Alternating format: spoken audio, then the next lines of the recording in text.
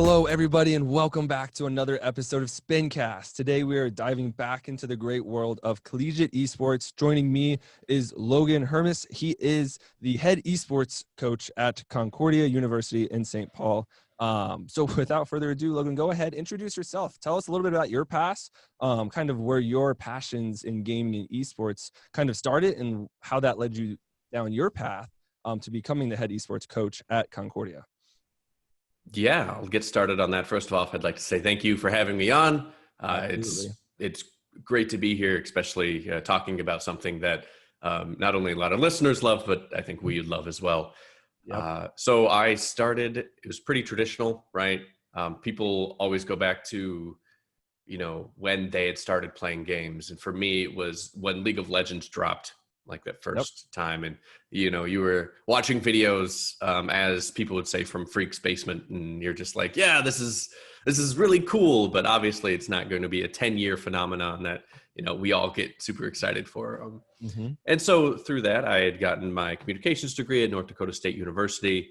I had been, playing games throughout that. And then I'd gotten like top 500 in Overwatch on the third year that it came out through PC and then on PS4. Yeah. And then I went to graduate school, and that kind of changed things. I went to graduate school for student affairs, administration, and higher education, which is a fancy way to say I went to grad school to become a higher ed administrator or work in residence life until I died, which one of those was going to happen. So I was in my last year. I was doing amateur casting for about a year and a half at that point.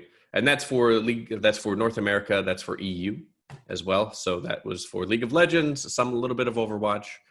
And I really loved it, right? It was something that you do at the end of the day. You'd finish your assignments and, you'd play games with your friends, or someone would be like, hey, we need a color caster. Can you come and do this for free? Because we know you love to do this.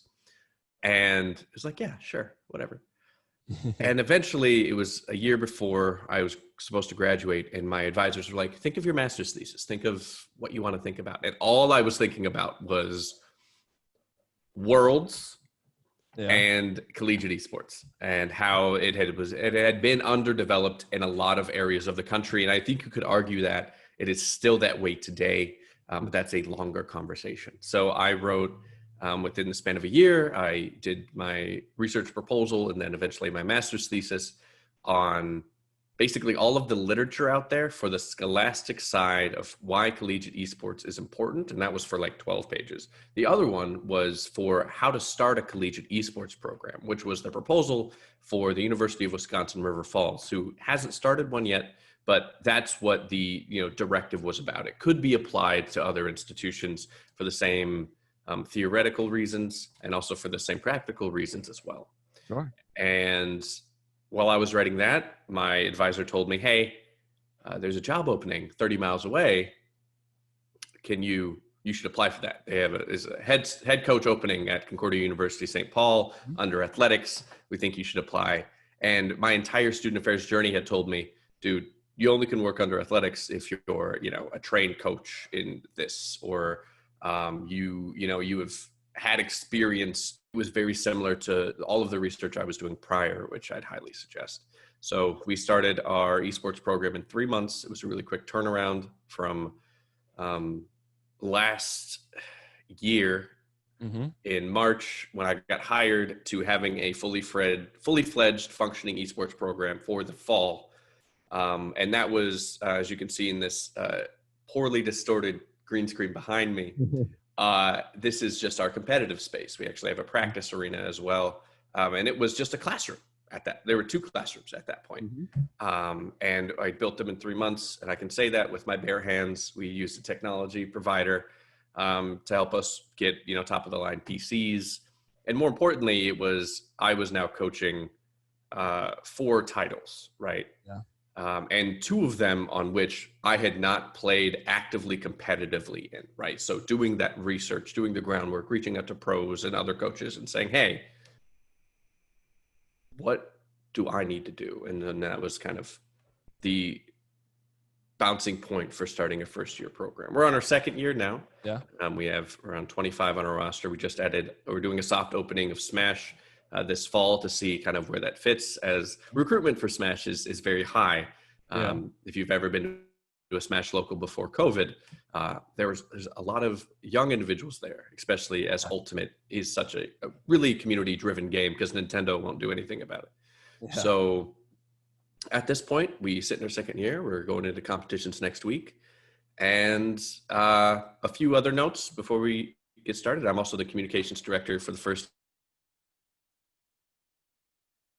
ever Minnesota middle school and high school students find esports programs if their schools don't want to develop them with them, right? So some schools will attach to esports, others just won't. We're here to help that process along and try to build arenas and kind of scholastic opportunities for individuals in the state to try and find esports in a different way than pretty much every person over the age of 22 had to find esports as of this recording of this video. So that's a little bit about me.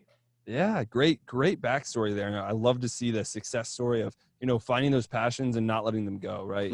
Speaking about just Worlds in general, Worlds just started, right? And I was looking at the stage this morning on Twitter, and I'm like, what? That's an esports stage? Like, it's phenomenal, right? Yep. You usually don't see that. There's a lot of great, past events, but it just felt a notch above everything else this year, which is absolutely great. That's growth, right? That's everything we want to see.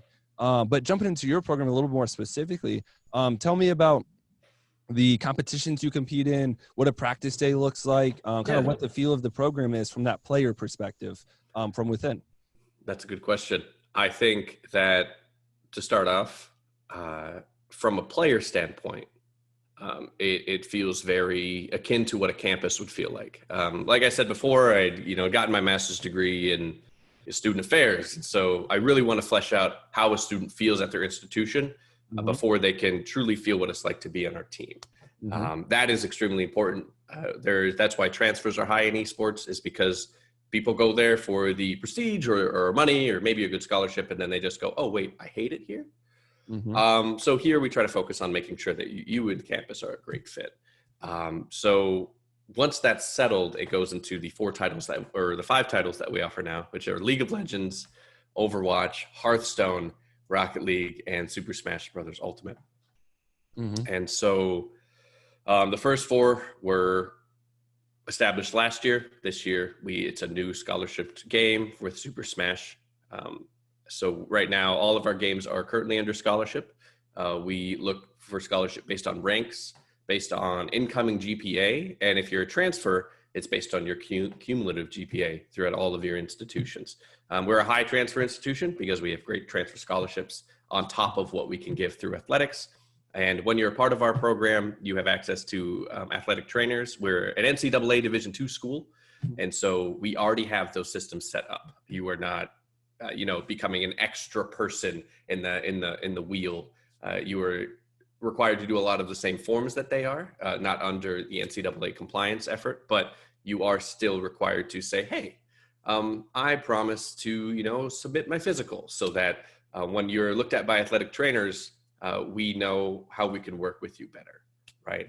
And we want to be sure that not only are you physically well, but you're mentally well to play these games. Because if I'm going to have you sit in our arenas for, potentially up to 18 to 20 hours a week, I want to be sure you're doing well at academics and also for your cardio. What that looks like too is that means we have jerseys through athletics. You have, interviews, everything gets streamed, and that's a pretty basic thing through all these sports programs. But we try to make it so you are competing at the highest level that you can attain to. And normally that is through not only what we can provide, but from the effort that the student can put in. And so it's that driving force of not only recruiting students that are great at the games, but also recruiting students that want to improve, right?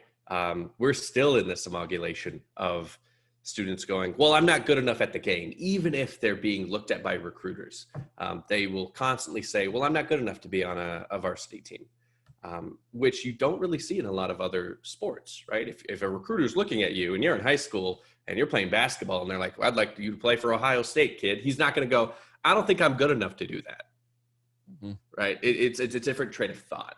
And so we like to train individuals here to not only have that self-confidence to play on that team, but let's say for League of Legends, for example, you are a gold player or you're a high silver player and you're like, I want to be on this team, but I don't think I'm good enough to compete with, your diamond and your masters players.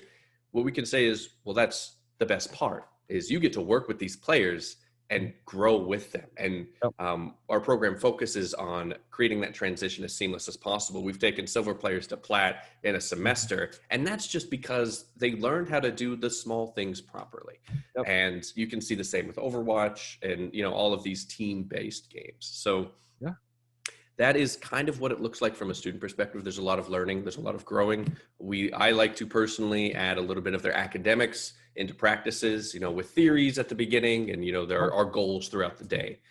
You have, during a non-COVID year, you will have 20 hours a week that you are, for a maximum, in our arena space. We have fiber, direct into our PCs. We got a grant from the city so that we could get that in. So you're not on the same campus network. Only you can be around these PCs. And as a player, we want to be sure that you are given the tools that you need to succeed throughout your journey here.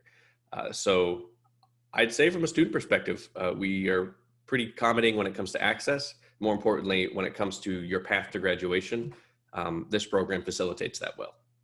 Yeah, absolutely. And I think that's the biggest thing to focus on in esports right now, is finding those paths for those educational opportunities. I think so many kids are kind of left behind in esports because they don't understand either how to practice or how to interact on a team, or just take that next step, right? Like you're talking about learning the small things. There's that, general trope in esports. It's like, oh, to get better, I have to grind, right? But it's like, how are you practicing? You know what I mean? Yeah. If you're not practicing correctly, if you're not focusing on the small things, the little mechanics, you're just playing the game, right? Which is fine, but you're not going to get much better, right? So it's like a long time, rather than trying to really kind of, revamp your game and focus on those smaller things. Then all of a sudden you'll see that massive growth like you do with your players. But that whole balanced lifestyle, I want to hear a little bit more about, it seems like you have the two different dual purposed arenas with the competitive space and the practice space. Why is this balance so important? And what do you think it kind of provides for the players as they continue to compete over time? So there is a couple theories you can work with here. One of them being a theory about your digital identity, right? So when you're not in a collegiate esports structured environment like we have here at Concordia University St. Paul, everything you do online, including gaming, right, just makes up your digital identity. And that includes social media, and obviously. But if we focus on gaming, it's how much hours do you spend, right? Are you spending those hours working, improving? Are you spending them casually with friends, socially, or as just a way to pass the time? And so here we try to facilitate what that identity is to you and how it relates to the school. And so we're using kind of that loose theory that is still, greatly should be researched a little bit more. But we're using that to kind of establish what your digital identity is here at CSP. And through that means in our competitive space, on a traditional year, we're using that for you when you compete. This is a closed off space, with 6 units in there. And that means that's going to be where you and the team, that's your war room, for the competitions. Whereas in our practice arena, it is very much, we have 12 units set up there. We have a projector. This is where we do film if we're not doing it remotely. And that is kind of what those distinguishing markers look like. They're connected so that we can facilitate multiple practices at once. But at the end of the day, that's kind of what that divide looks like. That when it comes to academics and when it comes to physical well-being and what that looks like with esports, your academics are first and foremost. You must maintain a 2.0 GPA to stay in our program, and you must be a full-time student. Here at CSP, we also require that you can physically attend practices. So not only can you see your teammates, but also that you can be here when competition happens. We want to celebrate you in that moment. And more importantly, it helps us as administrators throughout the country, when you're here in a physical arena, keep you accountable for your actions, right? So you can't just sign off and then be done with it. And that's a big part of that. It's responsibility, just like in any other traditional athletic sport. That is why people love team sports, is because not only is there a lot of responsibility on these players' shoulders for them to do great things, but also for them to adjust and reflect on maybe potentially poor things that happen. And so here that's what we want to facilitate. And that's why we require you to be here physically for practice. With the academic side, we, obviously have study tables. We work through every class that you have, and we do 3 checkups throughout the year. Not only that, we're a small campus where our class sizes aren't, super, super big. Where I went to college, I'd go to a lecture hall with 300 students. Yep. Here at CSP, your class sizes, no matter what, are like 20 to 30. And that is a room that can actually fit that many. You're not just shoving students in. And you should have like an actual personal relationship with your professor. CSB has, had tremendous growth over the last 9 years. I think we're not only in our 7th year surplus, but we're, we have a 9-year growth on enrollment. And while those are all great numbers, what that still tells me is that we are doing something right when it comes to being personal with our students, especially our student athletes, which is what our esports athletes would fall under. And that is making sure that, when you do have class, but you do have a game, you're still giving the exact same permissions as our other student athletes to attend that game and make things up later, right? We want to be sure that we can be as flexible with your extracurriculars as you can be with any other traditional athletic sport. Whereas if you're on a club team at another institution, that's a different metric, but you might not be able to be as flexible, right? And we want to offer that kind of entangled web of, you can do both and you can do both effectively. Absolutely. And that's kind of what that looks like. Yeah. Absolutely love to hear that kind of very balanced, comprehensive program. Cause like you said, it is built around that varsity kind of approach, right? It's an athletic, right? Esports to me is a sport, right? Yep. That's still argued, pretty hotly throughout the community, especially outside of the community. But the players need that level of support from the coaching side, from the management side, from the arena space, and then also from the flexibility, right? There's to play at the highest level in the collegiate space, like it is a full-time job basically, right? For the practice hours and the VOD review and the analysis and all the work to put into it. And I'd love to see that, you're enabling that, to say the least, which is incredible. One thing I did want to talk a little bit more about was your master's thesis that you wrote in the esports space. So give me the gist of it quickly of, what it entailed and kind of what the purpose was behind it and the message that you wanted to convey through it. Yeah. So at that time, I wasn't, a collegiate coach. So I have a lot of thoughts on it now. In part because when you write something and you are in the field, you just go, oh, I could change that. Or maybe that was my different perception.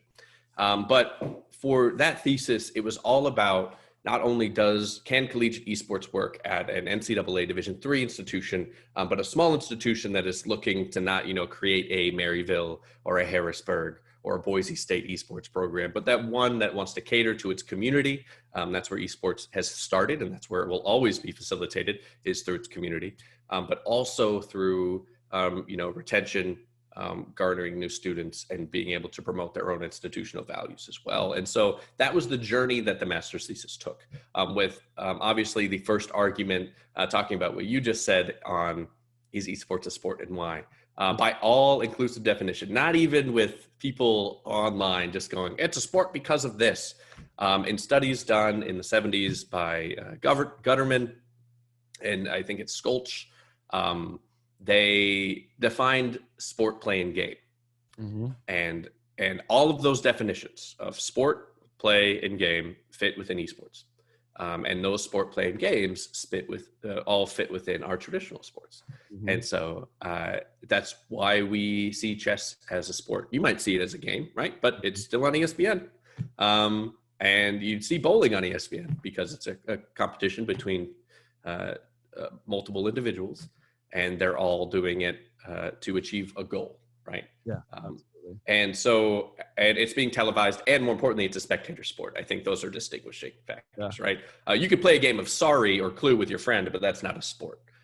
That's a game because it's not a spectator in that.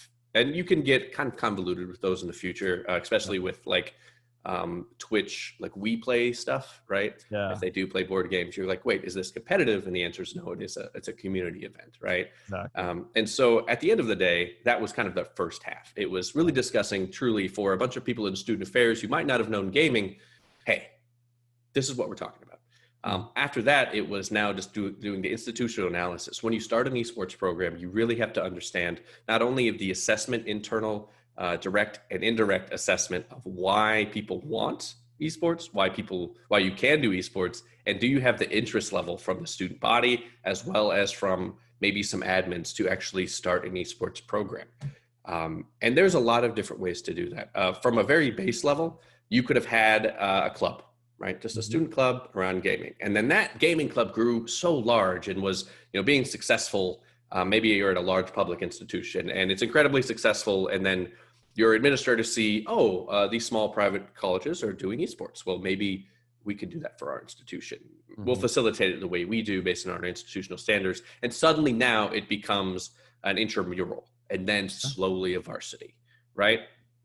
And now they've gotten the space for it. Now they have the funding to pay someone part-time to have, by the way, every coach's job isn't to coach. It's to literally manage a program. Sure. At this point in time. But then it's creating a hierarchy of jobs, right? And as you get to that varsity program, and then if we look to what IWU is doing with Wesleyan University, they've created a successful esports like directorship, right? And you're creating now, instead of an athletic department, you're creating an esports department because very much the hierarchies look the same. In an athletic department, you have your director, and then underneath them, you have either an assistant director or associate director, your compliance officer, and then your coaching staff, right? And then their assistant coaching staff, and then their players. And esports, for you to only put esports under one athletic director, when then putting one coach under all of these games, or maybe two coaches under all of these games aren't facilitated by the same amount of students. You need different practice times for them, and you need to be able to facilitate them so they can learn and grow, and for an institutional point, retain and grow these students into, future leaders, but also be able to keep them at your school so that they don't go, oh yeah, this program sucks. Why am I here? I want to grow as someone that plays games, maybe not as a professional gamer where that could be some goals, but just someone that stays competitive, right? That's why you have a passion to play these games. And so it was basically discussing kind of that institutional hierarchy of like, how do you create that program? And then going into more in depth of how to do that at that specific institution, which was University of Wisconsin, River Falls. After that, we talked about theories, right? So there's group theory, there's digital learning theory, and then there's your escapism, which is what kind of gaming revolves around, right? Can you create a spectator sport? What's your digital identity, as we talked about, and obviously escapism, which would be the potential negative side effect of all of this. And how can you mitigate those things as well? Yeah. And it's in a cohesive document, truly explaining the plausibility of having it at a public institution, but also the many different patterns it should take based on your institutional commitment and what you want to do in the future, and not making it the spectacle that I think a lot of people think it is. To end shortly, when people say, oh, it's so new, like, of course you're going to get like all of this interest. If you're in the field, it's not new at all, right? If you're not doing this, you're behind. And that's usually what it looks like. But if you're outside, you're going, oh, you got PCs for your students that they only can use? Wow, that's incredible. And you're just like, that's a requirement, right? The bar is on the floor. Exactly. And that's kind of what that looks like. Once you get really into it, you start noticing those little nuances. Yeah, absolutely. I couldn't agree with you more there.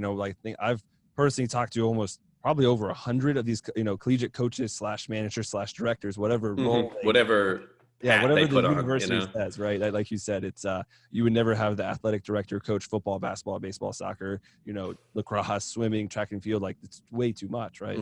But in talking to them, that's, that bar is so low. And then it's just, it's no one's real fault. Administrators just don't understand it yet, right? Because it is, it's relatively new from that outside perspective. And I totally get that if you're new to it, you are so far behind because you don't have the equipment, right? You don't have the infrastructure. You don't have the dollars to give it so the players can actually play. Because you see in so many universities and colleges that the students aren't just playing, they're managing, they're scheduling, they're VOD reviewing, they're doing the analysts, they're doing the scouting, right? They're doing the recruiting as well. And it's like, at the end of the day, like, those are all supposed to be specific jobs given to people that have that experience to do that. And over time, we're going to get there collectively as an industry. But totally agree. That sounds very interesting. I'd love to read it if it's publicly available. It's watermarked. You could read it. I'll send it to you later. Awesome. Sounds good. But we are running out of time here. I'll leave you with one last question that I kind of leave all of our collegiate guests with, is looking at the collegiate scene kind of holistically, comprehensively. is there one thing that you would change or really wish that would be improved upon to really kind of bolster this growth, right? Because I think collegiate esports is growing so fast, it's getting so big, but at the same time, it's not quite on par with, the big ones, football, basketball, baseball, right? Which is kind of, obviously where we want to be, mainstream, we're put it on, national news, all that kind of great stuff from a visibility standpoint. But what is that one thing in your mind that you think could really kind of accelerate that path towards that final destination? I think the one thing is increasing access from a publisher standpoint. I think it's increasing access from a departmental standpoint, right? And of course, that follows suit with money. From a publisher standpoint, it's, hey, there are community games that you could be facilitating with your own money, with your own cause, with your own support, and you could be providing the infrastructure to create and foster North American talent right now, right? And that's mainly a very North American, that's a very NA-centric view of that.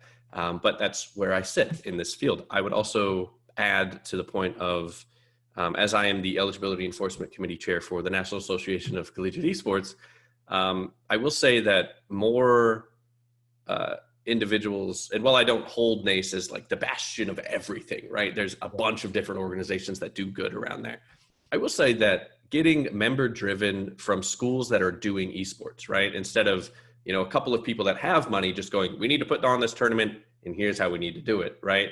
Where you have people that are on the ground level saying, this is how we're going to be tournament operators. This is what facilitates the best for a collegiate environment. And getting more of those like-minded organizations to come together, because this is a slow process, right? As you said, basketball is like established, right? How do we make esports established? And the answer is time, and it's making those mistakes. And, it's dissolving organizations and growing new ones. If NACE isn't here in 4 years, that doesn't mean I'm going to stop facilitating what that eligibility and access looks like for students. But it does tell me that I'll just be doing it under another banner, or maybe facilitating it just as a more important role in my job. So as of this point, it is that access from the publishers, and we really, truly need their buy-in, because we can't facilitate that ourselves through registration fees, right? We need you to put that flat rate forward, knowing that the community is there and will meet you halfway, if not a little bit more. Exactly. Totally agree, because like along the same point about, we talked about basketball earlier, no one owns basketball, right? No one owns football, no one owns baseball. Someone owns League of Legends, someone owns Valorant, right? Riot Games. So, that buy-in there and that kind of commitment, like you were talking about, is so important because it kind of facilitates so much more. And also, off another point, it's that structure that's needed, right? These organizations, there's so many of them, and kind of one-centric, something like the NCAA, not quite, because I think the NCAA limits a little too much for sure in traditional sports, and who knows what happens with esports on that same note. But a little more kind of concrete structure that everyone kind of follows. So on the same page with you there. But we are out of time. Thank you so much for joining me today, Logan. If you will, real quick, plug yourself, plug your program, plug Concordia University of St. Paul. Tell us where we can find you on Twitter, Instagram, Facebook, website, anywhere that you want to plug. Perfect. So you can find Concordia University St. Paul's program on their website at CSP. You can apply at csp.apply, but you can also email me at HERMES@csp.edu. I'll get back to you within a day. As a busy person I am, I'll still do it. You can also find our Discord online through our Twitter, through a DM, through our Instagram, which is CSP Esports, and our Twitter is CSP Esports as well. Or shout me out at Twitter as well at HERMES_Logan or LOGAN. Throughout any of those avenues, you can reach out to our program and get contacted with us to know a little bit more. Awesome. I always recommend everyone always reach out, right? Because I think the greatest thing about the esports community is that a lot of people might not be the best fit for one particular program, but at the same time, like taking that first step, you're going to find that program maybe one arm over, right? And be like, hey, that school down the road that I'm super good friends with, reach out to them as well, right? Oh, we do that all the time. Yeah, exactly. I definitely agree with you. That's the kind of like the mainstay of collegiate esports, and that's what I love so much, is that everyone wants the kids to find their place, right? Whether it's at your university or not, it doesn't matter. As long as you're playing esports to the next level, we're all happy, right? So definitely reach out. It's more of a, we didn't get the chance to do it, but you have that ability. Like, go for that ability, right? Exactly. That's exactly why I'm in this space and working as hard as I do every day. I wish I had these opportunities and pathways, 10 years ago, but I didn't. So I'm going to provide them for the ones that are 10 years younger than me. and hopefully they get to take those passions to that next level and be successful in the space that they love, like I am right now. Exactly. So absolutely love it. Thank you so much for coming on the show. Great talks and a number of different points about esports. Can't wait to read that thesis. I think it's going to be super interesting to say the least. But to all our viewers and listeners, thanks for staying the entire time. Stay healthy and stay happy out there. COVID's still a thing. Hopefully it goes away sooner than later so we can get our lands back and Worlds League won't be, online in a bubble. Hopefully we can get those lands back sooner than later. But take care of yourselves, take care of your loved ones, and ultimately, stay plugged in.